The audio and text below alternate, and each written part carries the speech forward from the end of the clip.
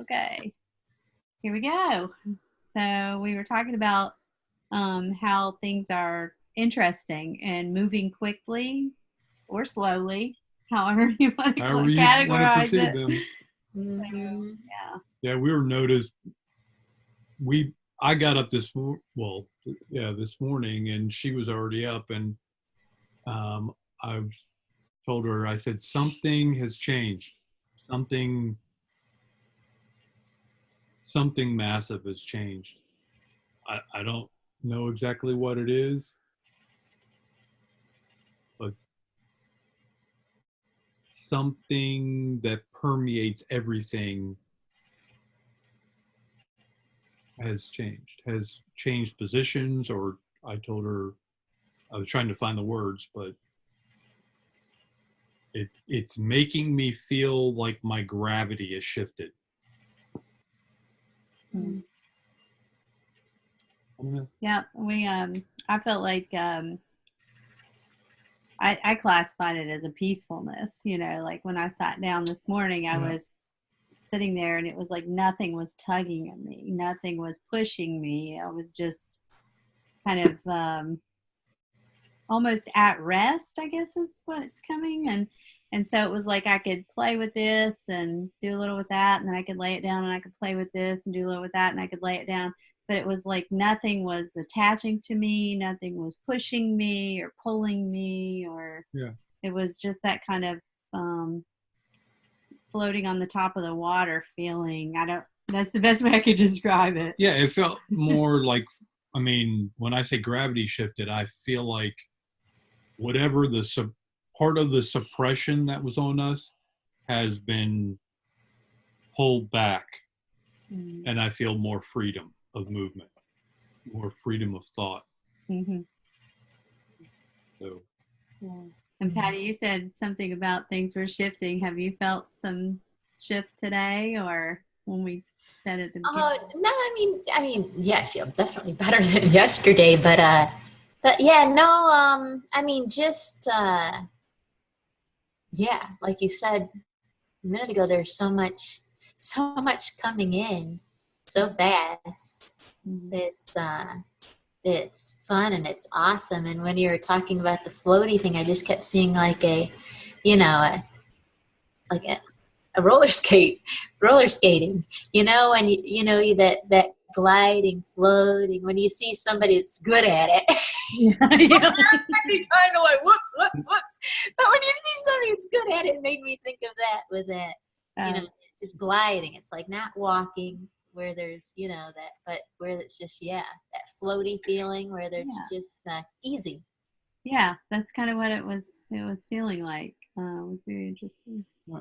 You want to do the list? Sure. For this list, the first one is the pillar has broken through. Mm-hmm.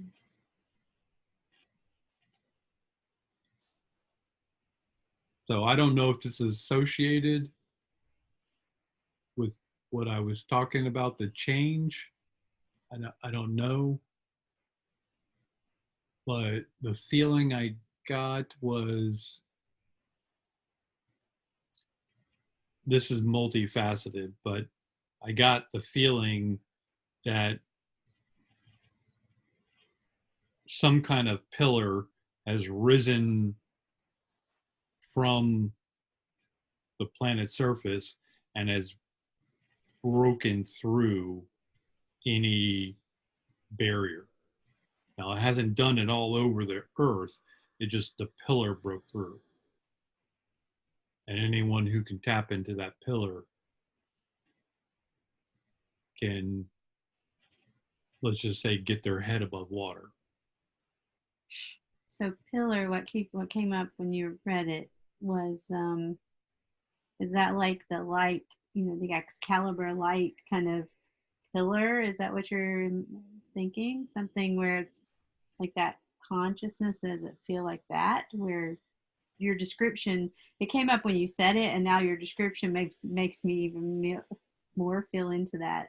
That it's that clear light connection. Yes. The moment you said it, what came to mind for me was clarity, more clarity. Yeah. I think if you can tap into that, whatever that pillar is, Mm-hmm. you can tap more into collective consciousness or just outside the veil, like what we should have already had we not had the veil put in place over the planet. Mm-hmm. So is that what we're tapping into now? Possibly. That's just the impression I got. I also felt the pillar broke through me, and that's why my whole back is sore. Not bad sore, like I had a really good workout, and oh my gosh, yeah. But I actually diminished my last workout. I did less and less weight and whatever. So I shouldn't be sore, but I told you this morning my lungs are sore. Mm-hmm. Yeah. What are my lungs doing sore? Smell like crap out there. Yeah, exactly. It's like a big scalpel going through there. Get that out. Get that out. But I felt like something had finally pierced and gone all the way through and cleared whatever was in my heart chakra that obstacle has been pierced and punctured and pushed through. Cool. So the next one is children's games. Freeze, You're It, and Red Rover, send Timmy right over.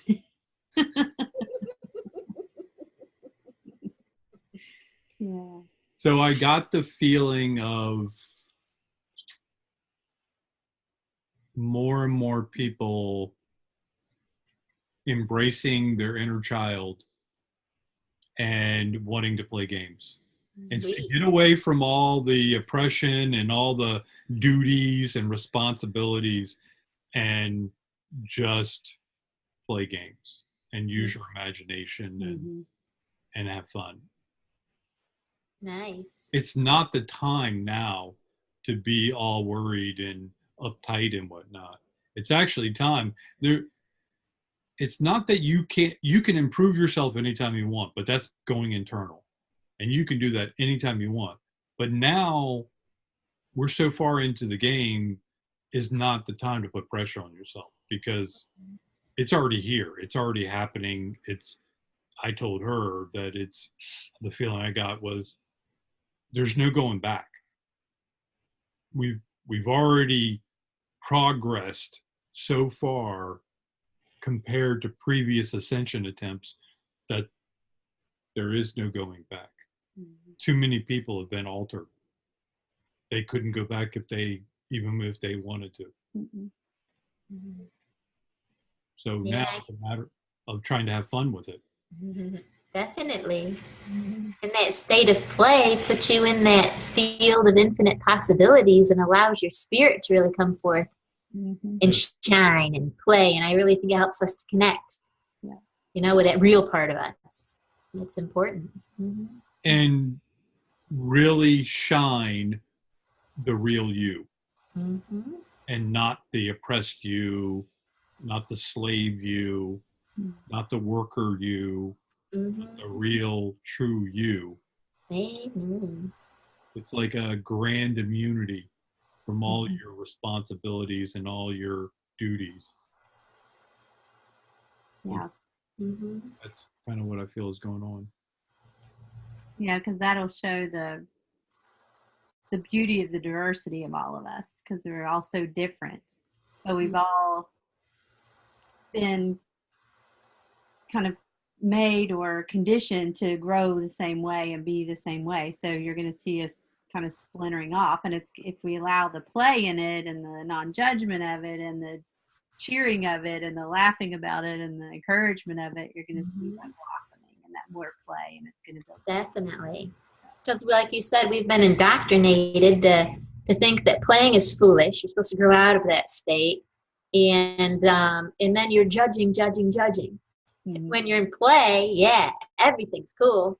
Okay, Yeah. you play that character and play it with all the gusto that comes within you, and everything's awesome. You know, the way that things unfold, and really, I think that's the way it should be, but not playing the character. But like you said, being your authentic self and letting that shine forth with everything that it's got, unimpeded.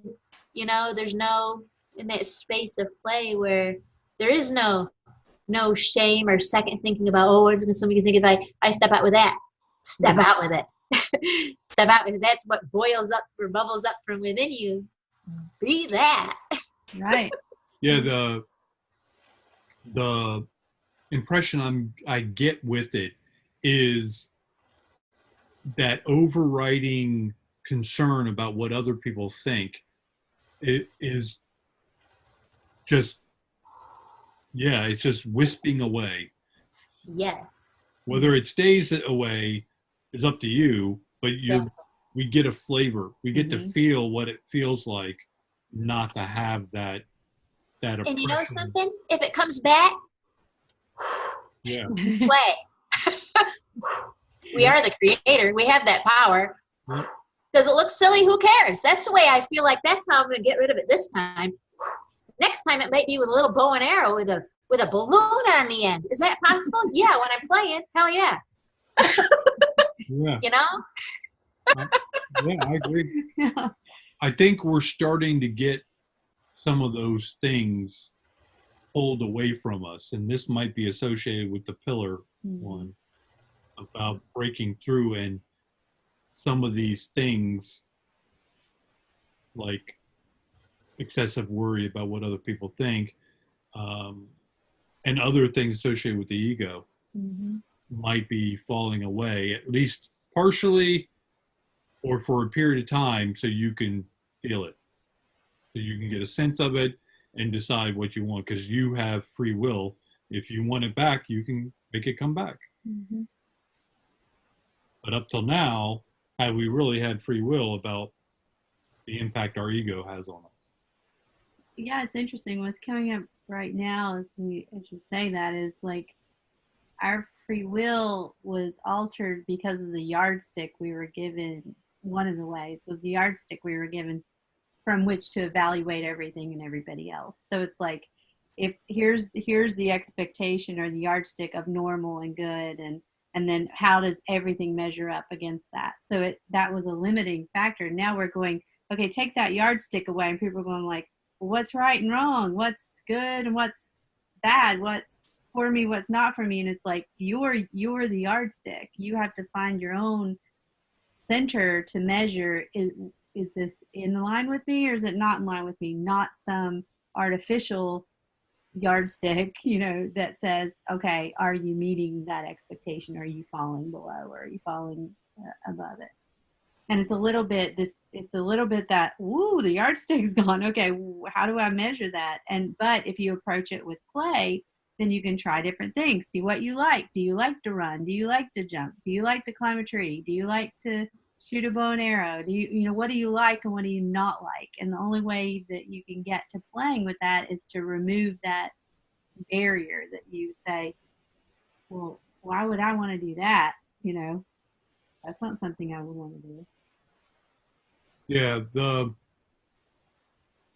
the sense I get is that before we came here, it was as if we were running and jumping and playing and like in air. And to come inside the veil was like diving into water. And now you can't jump. Now when you go to move, you move much slower than you do in air.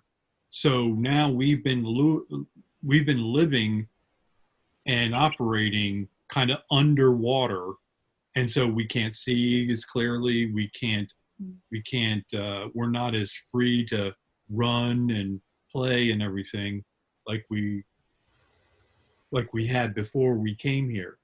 And now we're getting a sense of that outside the veil, a pocket of it around those who are open to it, in order to feel what it felt like before you dove in the water. The freedom of movement, the and freedom the ease, and the space, and the sight, and the and everything, to get a sense of it. So it's kind of like, this is what you're moving to. Are you okay with that? Because you can pull them back in if you want. You get to choose, but somehow the starseeds have collectively pulled this together to make this option available to everyone. It's kind of like, hey, it's sample weekend. We're giving out samples. Here's a sample. Try it. If you like it, let us know. We'll order you some more, whichever part of it you like or whatnot. And if you don't want anything, then just throw the rest of the samples out and forget we said anything, and all your oppression will come back.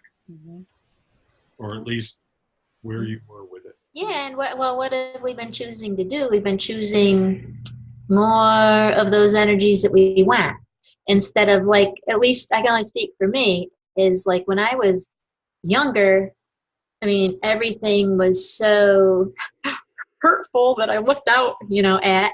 It was all, I just thought everybody was so horrible and mean but through all that, I always believed, I was always attracted to those sayings that said that you're in control. Nothing can happen without, I always knew I was creating it somehow. I just didn't know how I was creating it. So and then I would get mad at myself and upset with myself that I kept creating such hurtful shit, It wasn't until later that I realized, well, it's because I keep focusing on those things. I keep focusing on those things that are hurtful. I keep focusing on those things that aren't going right. So I think the more we start to realize how we do play a part in our creation, and the more we start to focus on those things that are, well, that feels better, or that's exciting, or that makes me happy, then those are the things that we manifest more and more and more of. So I think that's, at least from my perspective, I think that's kind of what's creating it, is that we've gotten into this, we've started to get into this momentum of, we're focusing more of those things that we desire or love or appreciate in the moment, instead of those things that we don't like. Because when we see those things, yeah, we can feel them, we experience them, because now we also realize how we keep recreating them if we don't, look at what's showing up. But I think that's the main thing, that we've created this momentum of looking at what excites us, looking at everything around us and appreciating it, and looking at, focusing more on, more of that. Gaia is awesome, and we've been provided this incredible playground to exist and have this incredible experience on, and appreciating that more gives us so many more things to appreciate. Sometimes people talk about things that are going on, it's like, gee, it doesn't even feel like it's not even in my peripheral, because everything's just so great, really. Except for those moments when you start focusing on, Right. Yeah, I think we've forgotten all the options that we truly have. And now the options are coming back online, or at least our awareness that there are. Options are coming online. Mm-hmm. And now we can start playing. We can start playing. Oh, wow. I always thought I only had two choices here. Mm-hmm. And now realizing you have a lot more. And so it's, for those who have eyes to see and ears to hear, you basically start realizing, oh, I do have more than just two choices. But then you have to give yourself permission to go outside those two choices. Mm-hmm. And it sounds easy, but we are creatures of patterns and rhythms, and we get locked into them, of always doing the same thing every morning or every evening or every night before we go to bed or whatnot. And now it's starting to realize that there's more to play with. There's more out there. So you don't have to keep doing what you do. You can if you want, but why not try some of these and just see what happens? If you don't like it, then go back to what you were doing before. Mm-hmm. Mm-hmm. So it's venturing outside your little cocoon. Yeah. Yeah. Well, what also came up as you were saying that is that also most of the time you play with others, right? So you can play by yourself, but in the games No, you I play just with myself.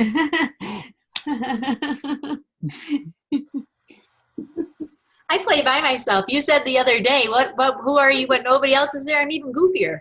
Ellen will attest to it. No, because you were talking about, you said freeze, tag, Rover. Those are all group games. Yep. So when we think about, it's interesting you pick those because they're also coming. We may be playing with or by ourselves, but we're being called to play with others. Yes. Yeah, and to have fun with others, because even the ones that have been venturing out and have been playing with some of these conceptually or in your own space, playing with music or things. Now we're saying, okay, let's play together. Let's play together and let's, show some of the games we've come up with and see if other people would like to enjoy them or not. Or Yeah, I agree with that. The next one is, do you believe it now? I've been asking her for years. a couple years now when we started really awakening about the ascension and just everything changing on this planet. We were reading all these articles and we were watching the videos and everything. And I would ask her, like, where are you percentage wise in truly believing this? And I don't know, we would do like the 60% and whatever. And it's been steadily climbing. Where are you? That's the question. Well, yeah, I'm 100% now. Yeah. I even if I don't believe it, I don't want what we've had. So I'm 100% locked in to making it happen. So it doesn't matter what their plans are or what's been done. What's been done is done. I'm focused on bringing what I want to the here and now. Yeah. And it's not what we've had. Yeah. So do you believe it now? And mine is a emphatic yes. Yeah, I think for me it's shifted a bit from because when we started doing the question, it was about specific or not specific, but kind of the truth, movement and kind of where we saw trajectories going and kind of like how it was going to look and feel and stuff like that. Kind of the manifestation of and did we believe in what other people were saying about that manifestation? Now, when the question comes in is, do you believe it now? It's more like, do I believe that I'm a creator being and that I can affect and manifest? And absolutely. It's a little different question. It was more the question about, did I believe what people were saying about the money system or the, government or the, and now for me, it's a very different question. Yeah, I think that's why I worded it that way. Do you believe it? Whatever it is, you do believe it, but it puts the emphasis on what she just did, which was to word it that way. To say, well, before it was what they were saying. Now I'm focusing on what I'm saying, what I'm believing, what I'm doing. Yes. And it doesn't really matter what the others No. believe or see or are doing. Well, we've talked about this. There's the Q movement and there's, what Trump is doing and the white hats, which I call gray hats because they're not really fully white hats. And we talked about this in another video. We're bypassing all that. All that's still a show. That's a show that they're putting on, and we're bypassing all that. Yeah, we don't have to pay attention to any of that. I mean, I'm going to be an observer, but no attachment. No attachment, because we're bypassing all. They're trying to remain legitimate, Mhm. and there is none. That's why they're so desperate. It's because there's no legitimacy there. They're just trying to, because it's still all mostly 3D, and they're trying to keep us tied down by being fully engaged in it. And the star seeds are going, they're still, they might talk about it. It's really meant to be a catalyst or a springboard to get you beyond it, because where we're going is well beyond the kind of crap that they're talking about. Well, and it's also a demonstration of it's real for them because that's what they're believing and creating. But it's not real for us because I'm not believing into that system anymore. No, because we're creating something better. Right. But for those beings that are completely in that system, they, But I can't worry about them. No, exactly. They're gonna do whatever they're gonna do and talk about whatever they want to talk about. But that's them. I can't worry about them. It's not my job to save them or whatever. I have to hold my truth in my ever-present now and make it bigger and bigger and bigger, and advertise it and hold that energy and see if other people decide that they want to know more about it. But I can't worry about the ones that don't. Right. Yeah, exactly. The song, and I don't know why it keeps coming up right now, and so there must be some linkage, but the Beatles song, Imagine all the people, it just keeps coming up in my head over and over again right at this moment. And well, I think we're creating that moment, that bubble that's going to get bigger and bigger. That's what the starseeds are here for, is actually create that bubble of reality where, just like that song says, everyone gets along, everyone talks to each other and holds each other at the same level. No one looks down on anyone or looks up. That's what to me, ultimately, that's what I think all of our missions kind of roll up to, that overriding principle of creating that landscape here. Oneness, You do it according to your mission. I'll do it according to my mission. Everybody just works on their own piece of it, and based on your mission and your experience and all that. And the best thing we can do is compare notes and not criticize each other. Okay. The next one is fire and brimstone, but not what you think. This is cleansing. Fire and brimstone cleansing. For whoever or whatever needs it.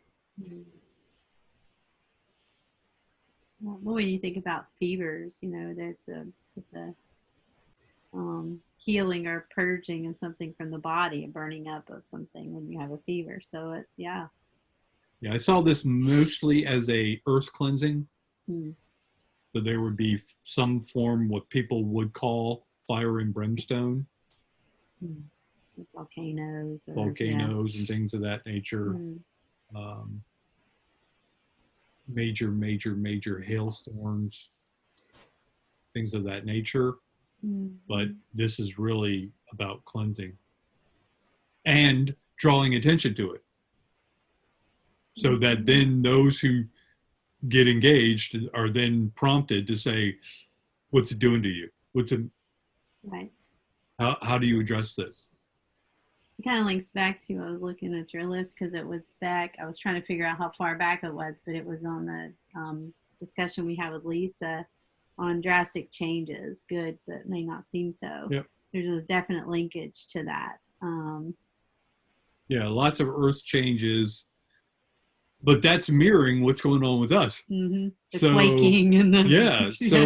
Yes, there are going to be many changes, and some of them at first glance, and maybe even second glance, are not going to look like they're good. They're, like a volcano going off and killing tens of thousands nearby may not seem like there's any good, but but the after effects are people coming together and helping and providing aid, and thereby foregoing all the separation and whatnot, and cooperating and working together.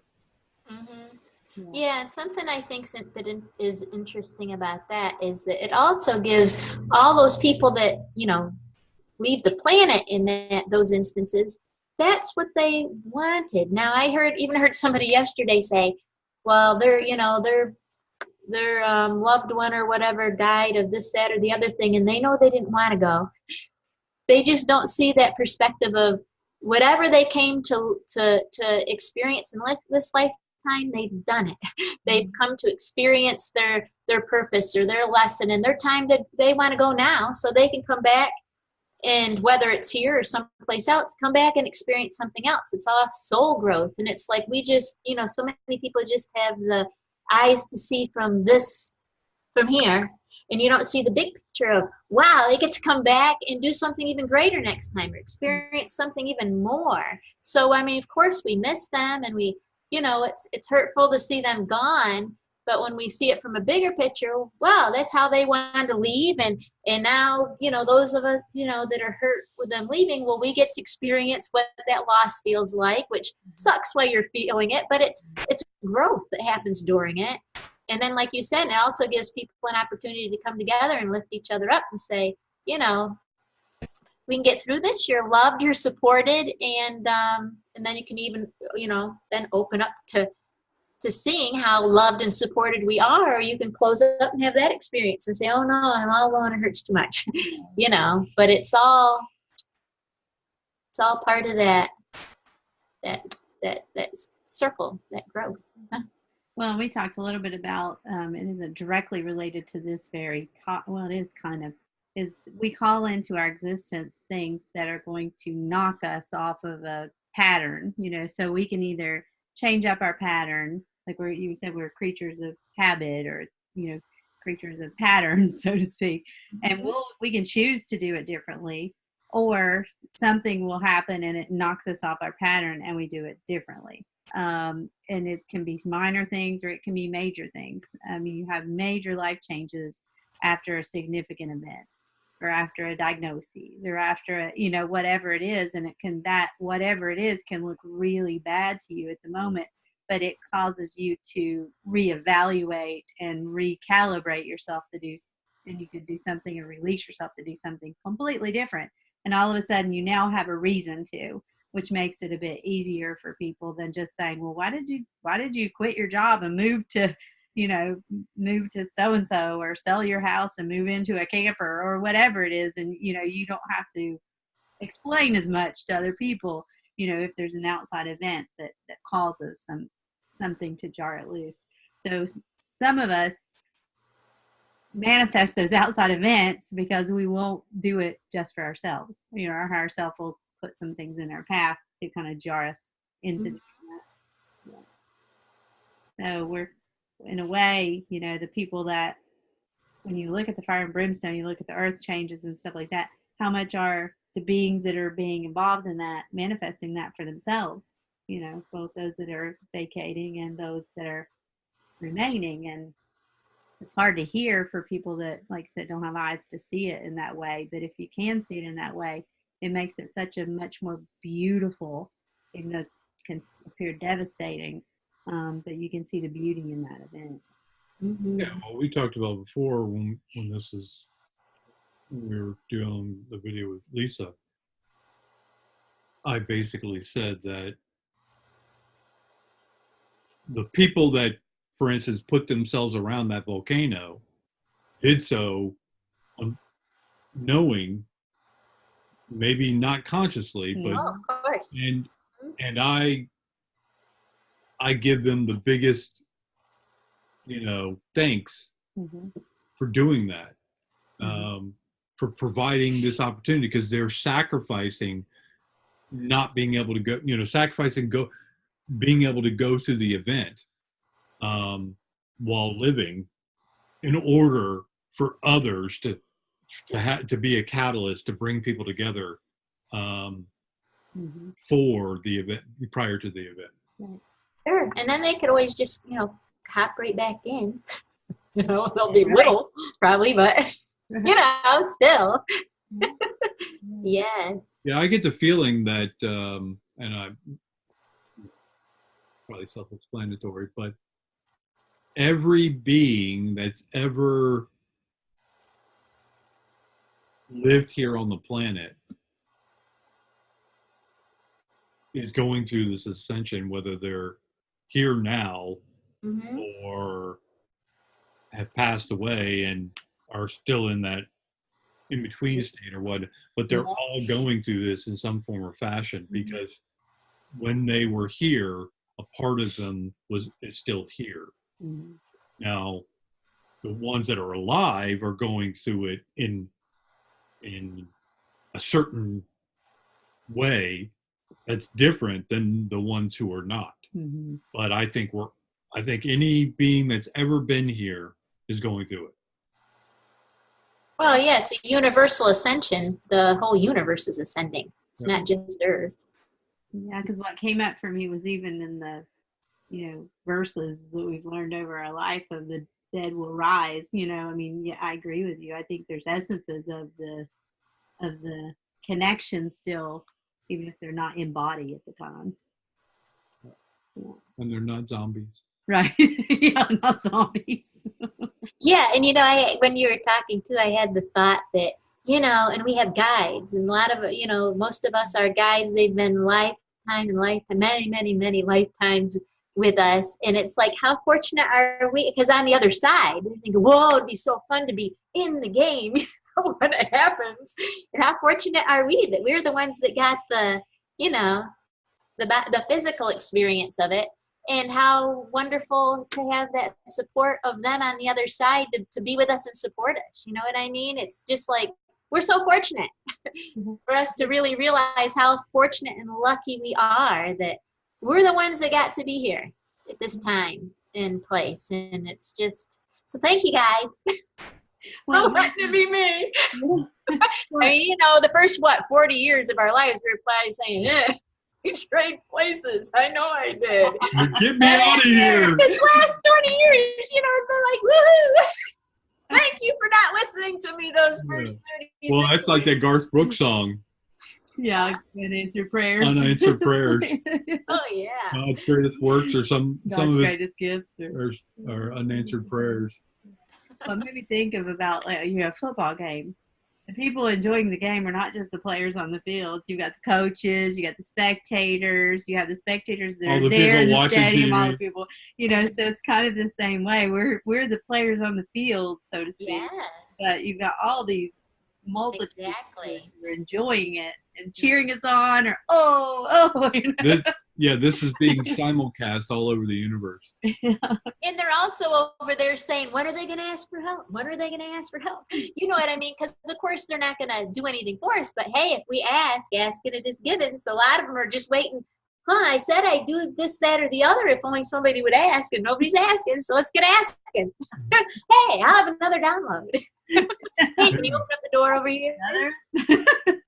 I'll have another. Thank you. I'll have another download, please.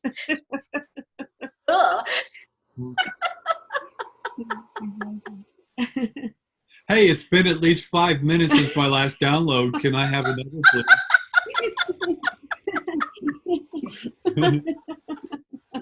And they're going to say, hey, we're not just here to give you downloads. Exactly. What are you going to do with them? Can I only get one download at a time? Can I get multiple? Well, then now I got this download. Now start opening, help me to see the doors that I'm supposed to walk through with it, or the people that I'm supposed to share it with.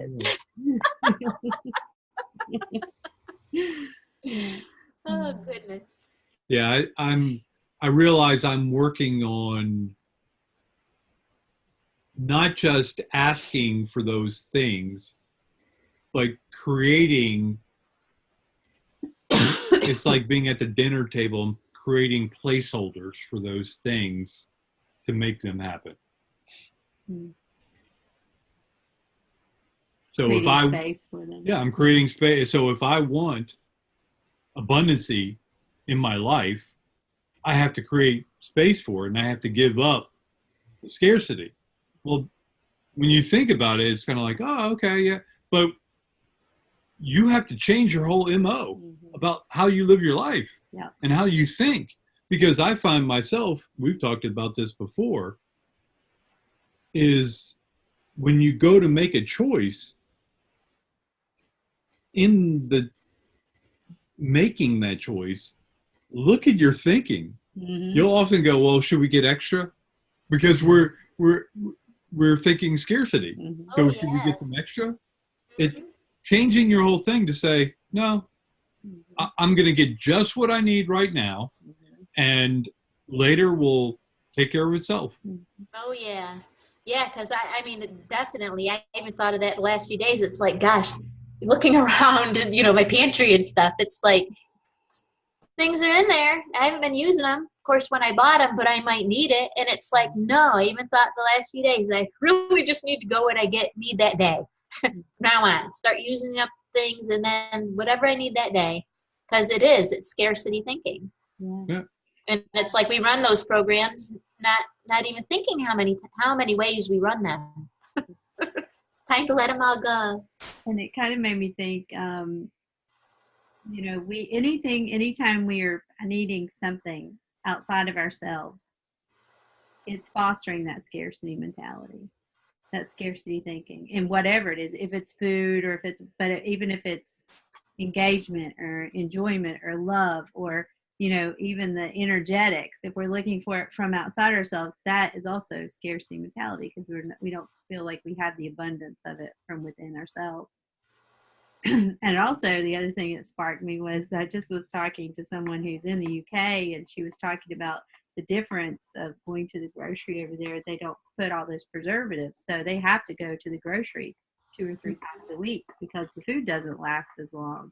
And I think about our system, and how we've been conditioned to, because things last so long, it's just like our whole pattern has changed, which is just continue to foster that scarcity mentality. Are they storing up? Are they preserving the food? Are they preserving the chemicals in the food so that they make sure we put those chemicals in our body? Exactly. Yeah. And again, back to ancient wisdom said, don't store things because moth and everything else can destroy it. It was all about in that trusting and living in the universe moment and living in the moment. And that our systems and what we've been, because of fear of dying, starving to death, all of this stuff has fostered that kind of mentality. And if you're suffering like we all are, of scarcity in your in your programming, then you're probably not living in the moment. No, definitely. Your moment is really small because you're thinking what I need to do for the future. Like I need to do this now, but I'm not in the now. Really, I'm thinking about, well, 1 month is good. 1 month of supplies is good, but 3 months is better. Yeah. Instead of saying, I'll get what I need when I need it. And trusting that the universe will provide it when that need arises. Yeah, exactly. Also fosters that kind of complete independence, but not in a healthy independence way.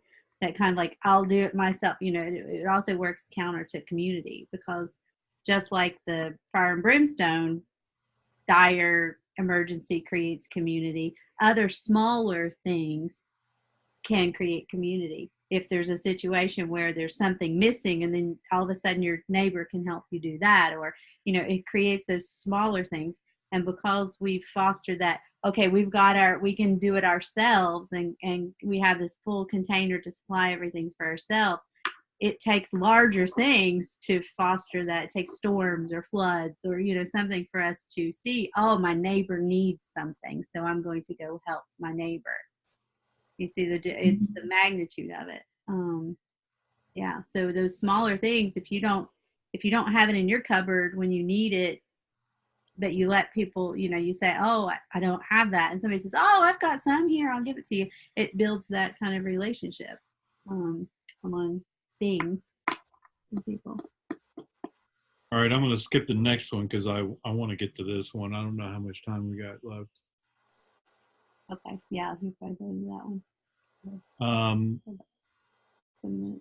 Meetings galore, each a packed house.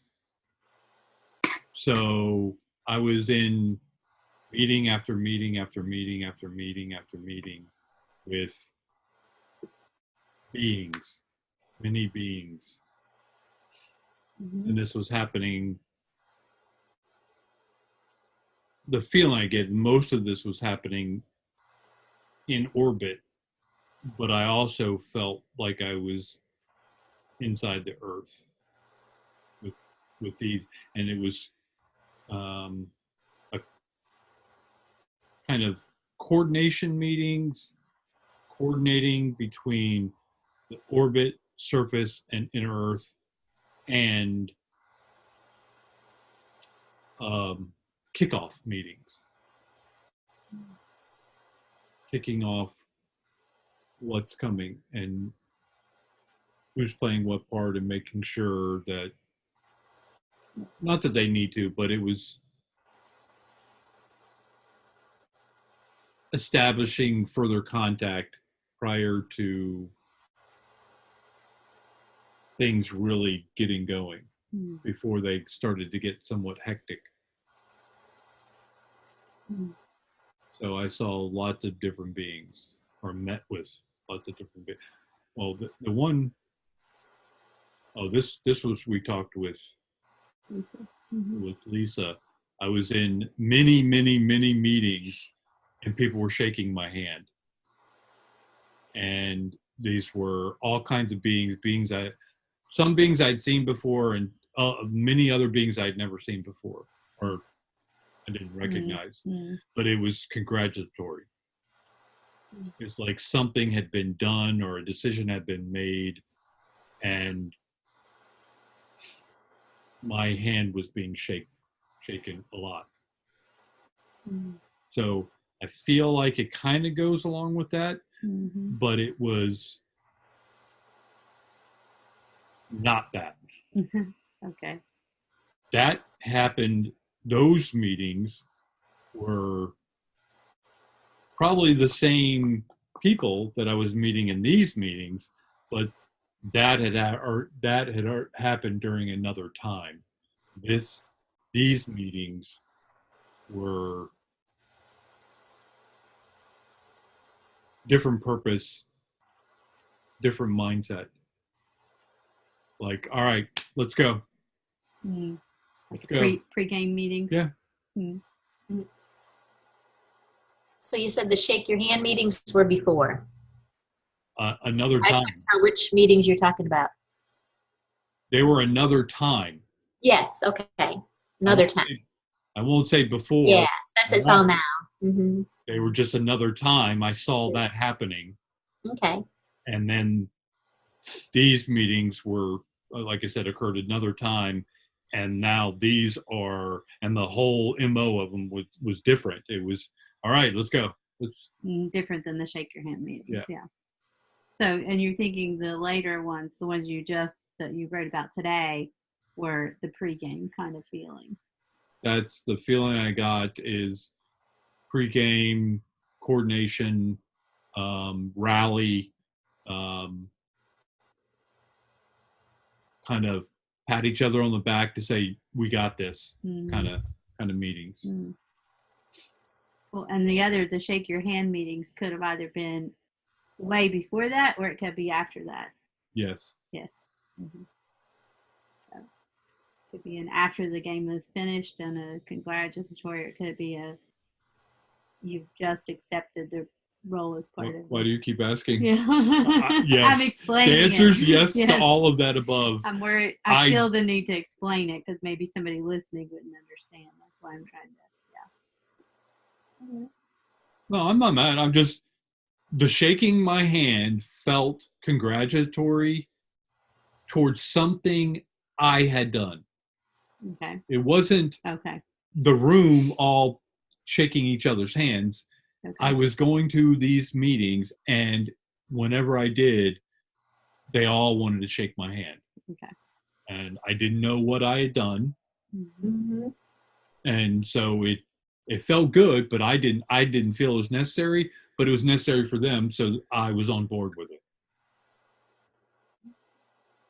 So that was that. Mm-hmm. And I don't have a whole lot more involved in that. I just know it happened another time. So another time bubble, that happened. Then these meetings are happening during a separate time bubble, and this was all rally and prep and Mm-hmm. and kind of like watching the countdown clock tick down to almost zero. Mm-hmm. Mm-hmm. So it was monumental, historic, like universal historic. Things that I'm going to want to remember, that we're all going to want to remember to those who can remember being involved. And then the collective, it will be. It was there. a temporal marker. Mm-hmm. I'll say that. It was a temporal marker. It's kind of like, you are here. Yeah. So, and I feel like the next time we won't be anywhere near you are here. You'll be way over here the next time this occurs. Yeah. So,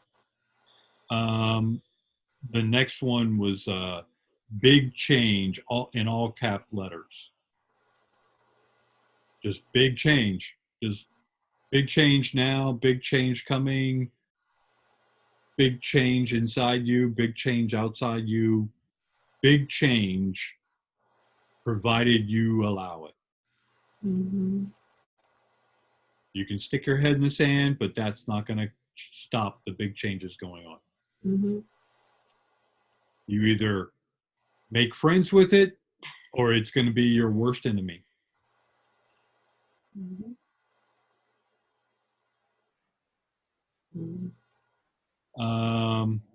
Next one is Archway. Will you walk through? It's just a matter of time.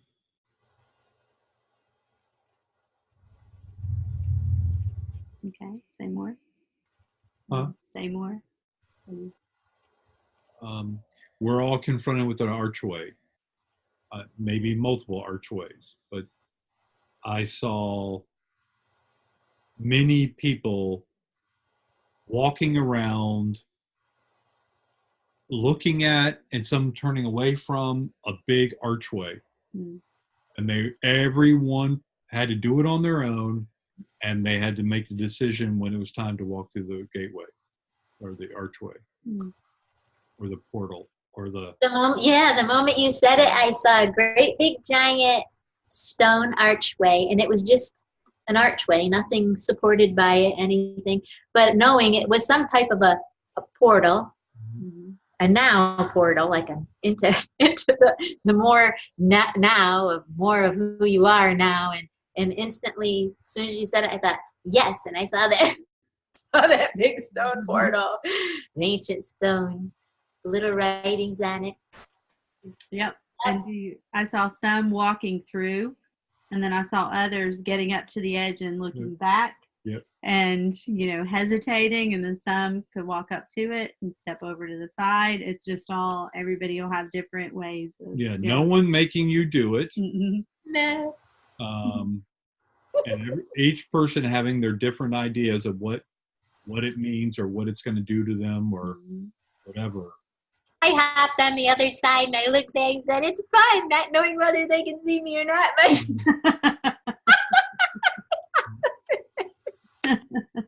so excited. I see Patty running. It's fine. Come on in. The water's fine. So so comfortable. The feeling I got that this was so monumental that each of us have never gone through something so monumental in all the time we've been incarnating on this planet. Mm-hmm. But it is what you make it. So the reason some people aren't going through is they don't feel they're ready. However they word it to themselves or word it to others, Mm-hmm. they just And don't. I have something that recently came to me that goes along with that. That, you know, we can oftentimes we think, well, for so many years I didn't do this or I didn't do that or I should have done this, should have done that. No, now is the time to just be in the moment and know that there are no repercussions.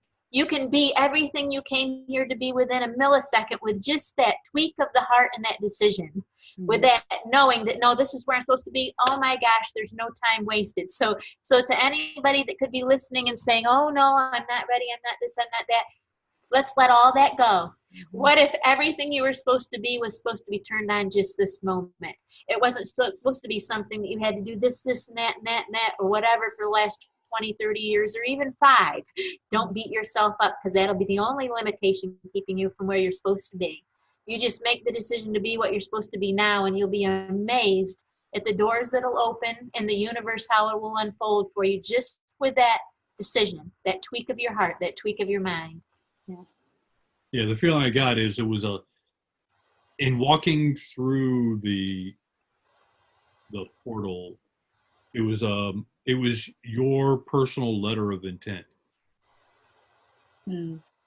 It wasn't for anyone else. Mm-hmm. It was your own personal letter of intent for you. Mm-hmm. Yep. Like you said, it's an individual thing. Mm-hmm. They each have to make their own crossing or not, and they're both valid. Mm-hmm. There's no judging with either one. Right. No one was going to criticize you or whatnot because you're either on that side of the portal or you're on this side. And if you're on this side of the portal and someone's criticizing, it's like, well, how come you haven't gone through it? Exactly. Well, I've got my own reasons. They're much more valid than yours. Yeah, that just won't fly. That certainly won't fly. So Oh gosh. it's it's someone in the stands talking about how good they are at playing football. And they're in the stands. Saying, well, how come you're not down there on the field playing? Right. So it's put up or shut up. It's kind of like no more talk. Your actions speak for you. Mm-hmm. I also felt like this was a telepathic portal. Like you were saying yes to full-blown telepathy. Mm-hmm. Nice. Which in some ways it's the very same thing, because you have to walk through that portal and letting go of all those things. It's like, am I losing my mind? Yes, you are kind of losing connection to those old anchors that you have that you think were stabilizers. So it's the same kind of, I get the feeling it's the same kind of energy as walking physically through that portal and leaving stuff behind. Well, it's also a lot more to it. It's also people, to walk through it, you admit that your role here and everything you bought into the system is now gone. Mm-hmm. You have to admit that before you walk through. Right. So you have to admit to everything that's been down here, that you've learned, all your education that you went through, all the jobs you worked, that's all, you admit that's all. It was just an experience that, Mm-hmm. doesn't mean anything now, And that's you're not going to hold you back. right. And you're admitting that is over. You've cut the cord. That you've cut the cord, you're saying goodbye, and you're ready for the next mission, or you're ready for the next episode, or yes, for whatever you really came to experience. Yeah. Mm-hmm. But you have to be ready for that to end. Mm-hmm. Can't start that until this is done. Mm-hmm. Walking through the portal or archway or what, that is the delineation between this old world and the new.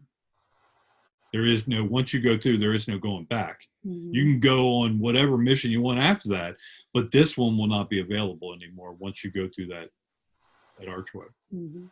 And Unless that's it was actually part of your mission to begin with, right. which is possible. Yeah. Well, once you go through, you're it's almost as if the computer running this for your profile, it's gone. It's the server space is gone. It's so you can't go back to it. You won't. Because you've completed it. Well, it's been turned off Mm-hmm. for you. The people still in it are still in it. But once you go to that archway, there's a lot of people that say, I'm ready. And they walk right up to the archway. And then they turn around and say, I'm not quite yet. And they do that 3, 4, 5 times because this signifies so much. It's cutting all the strings that you can see holding you here, plus all the ones you can't see. Mm-hmm. You're severing all those ties to say, I'm done with that space. I've outgrown it. I've moved beyond it. But the memories I have of it are not what I think they are, or whatever. The experience that I came here to get, I've gotten, and that is not going to be stored in memories that I have had. It's stored from another perspective, so that source can eventually get it. But the hold I have on it and the way I've collected it is all that's being severed. I think it's so interesting that earlier it was John Lennon's Imagine that came up for you, and now it's Paul McCartney's In My Life for me. That would be the hardest thing going through that if it was a thing with in my life I love you more. That's the hardest thing. The jobs and stuff. I mean, of course, fear and things for the people, but if it was the kind of thing where you knew somebody else wasn't going to make that choice, but it was a choice you just had to make. You know what I mean? Because that's what was burning in a desire within you. That's the hard part, I think, for most, that to be able to convey that. Yeah. Well, it's interesting. What has come up 2 or 3 times while you've been talking. I'm wondering how. So this portal has been there, this archway has been there various times for various people, and some people that have the harder time choosing to go through on their own, how much of them manifest, kind of like we manifest the events to put us through. So illnesses or whatever to kind of push you through or to remove you, or, there's a variety of ways you could go through that portal. To leave the planet or to walk through it while you're incarnated or whatever process. Right. I believe each of our higher selves has been prepping us for that moment, has been acclimating us by throwing these life lessons at us in order for us to come to terms with this decision point eventually. Even the stuff that's seems so far, removed from this is actually a stepping stone toward ultimately this decision point. Exactly. And the last one is Metamorphosis. How much time we got? 5 minutes. 5 minutes. But Metamorphosis, we added this after we sat down because it kept coming up to me when I was putting a list together, but it wouldn't coalesce enough for me to know, feel strong enough to put it on my list. And then when I sat down here, I said, I'm feeling something else, and and then she said, did I say it? Or You said Metamorphosis, and I said, well, I had been thinking about that a lot since yesterday. So as soon as she said that, I put it on the list. Yeah. Mm. And it links a bit with the archway if you think about it. So the metamorphosis, the caterpillar has to completely give up its structure, and it's completely molecularly changed in order Mm. to become the butterfly. And for me, I was sitting in a meeting yesterday and looked down, and the caterpillar was crawling across the desk, and I retrieved it and took care of it and everything, and didn't kill it. I moved it, and so but as I Outside, I relocated it to a better place. But I was sitting there thinking, why did that caterpillar show up in an office setting, and it was the metamorphosis message came through, and it was, to be comfortable that I know I'm in the midst of a metamorphosis, and Mhm. many of us are, and it's Yes. the beauty is there, even though it feels, you feel like you're kind of like changing physically, emotionally, everything about you is changing and restructuring at the moment, and it feels a little like you're not sure what you look like. You're not sure what you're going to be like when you're done, but it's gonna be a more completed and beautiful thing on the other side. It's kind of Yeah, I feel like my wings have started to come out. we talk about that. We talk about that a lot. Yeah. Yeah. She keeps saying, like, where I tell her my back has been sore. Yeah. Did we talk about the? No, we didn't. We The talked with physical Lisa. changes with the back. Have we talked about that with you, Patty? No. Yeah. So yeah, I've had we both had pain in our backs for a while, about the same place along that shoulder blade area. Scapula area. But Tim had recent events. You can tell her what happened to you recently. You want to tell her? No, you said it to Lisa. We were talking about my shoulder blades.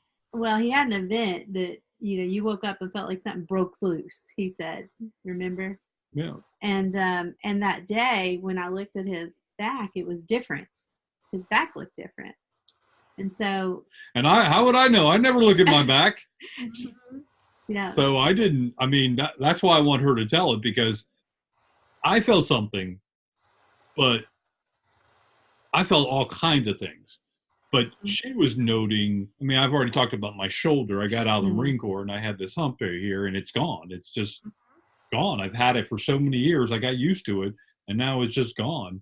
But she was the one, she gave me a hug, and then I'll let you. Okay. Yeah, because he had noticed it from working out and stuff like that it felt different. And he said, I felt like something broke loose yesterday in my back. Well, then later that day, it wasn't even at that moment. I reached around behind him and I put my face, because I would usually put my face against his back. And normally his shoulder blade strikes me about here. And today it wasn't even touching my face. So it was like way over here. And I was like, your back. I mean, his shoulder blades went from being like that far apart to about that far apart. On his back, and the blade itself used to be bigger than my hand, and now it's smaller than my hand on both sides. So physically, it's changed. Interesting. Yeah, so that's some kind of metamorphosis. There's, I mean, noticing other things. She was, excuse me, saw my calves. Excuse me, and I noticed that my legs were feeling different or whatnot. And I've worked out all my life, not continuously, but so I know kind of how long it takes to, for this kind of muscle to make this kind of change and everything. This is not that. This is massive changes in a very short period of time. And she was noticing, like my legs and my calves especially. Yeah, exactly. You can actually see all the muscles. You can see individual muscles and the attachments, and it's like. And I'm like, yeah, it's interesting. And we noticed it in my arms, and it's just, wow. I don't know how else to say it. It's so now it's just a matter of letting it happen, and not making it wrong or weird or something. Just watching and observing, or not becoming too attached to it. Because it's still only, I say only, my biological unit. Because I've had some things come up in my body, and it's like, you know, you can go the path of, oh, something's wrong, and let me go down this path of figuring out what the diagnosis is and what I need to treat it. And, or you can say, okay, something's changing. Isn't this interesting? What's happening? Do I need to do anything about this? Do I just watch it? You know, and just inquire with it. It's a very different mentality than, oh, I have a headache, so I need to take some medicine. It's, okay, where's this headache coming from? Am I picking up on energy from something? Is something shifting and changing in my brain? You know, and so it's just a very different orientation as you're in this metamorphosis than what we would from the old, you know, we want to get everything back to the way we think it should feel, you know, based on what it felt prior to those changes. Yeah. And we're all inside that metamorphosis bubble. Mm-hmm. We're all inside it. Yeah. Whether or not you recognize it, whether or not you see the changes, For sure. we're all constantly changing. Mm-hmm. But now it's accelerate. This, I'm calling it metamorphosis, but we're normally always changing. Mm-hmm. Change is constant. But this is a metamorphosis, massive changes over a very short period of time. We're in it. We're all in it. Physically, mentally, spiritually. So it can happen to you, or you can start to understand that you can be the driver in this. Mm-hmm. Yeah. But it's going to happen no matter what. So choose your perspective. And curiosity, I find, is the most fun. Yes, definitely. So, good. Anything else? So, to add? Anything else, Patty, before we wrap up? No? All right. Well, hold on just a moment. I'm going to stop the video.